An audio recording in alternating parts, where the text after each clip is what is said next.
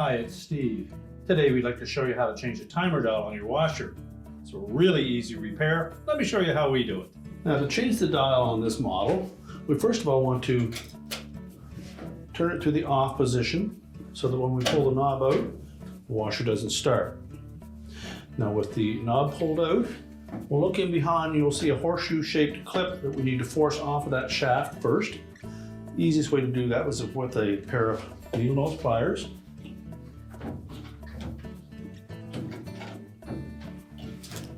Now, once we've pushed it as far as we can in one direction, with the pliers, we'll come in from the opposite side and we'll just pull it right off.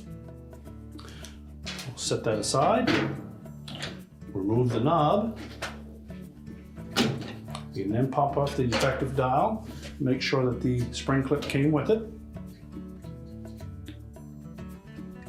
You'll note on that dial that there is a keyway that lines up with a notch on the timer shaft. Press that into place. Now, to reinstall the knob, we'll take that horseshoe clip, we'll slide it into the grooves and just push it until it starts to spread apart again. Fit it down over the timer shaft. Just let it bottom out without pushing it in. And then with our pliers,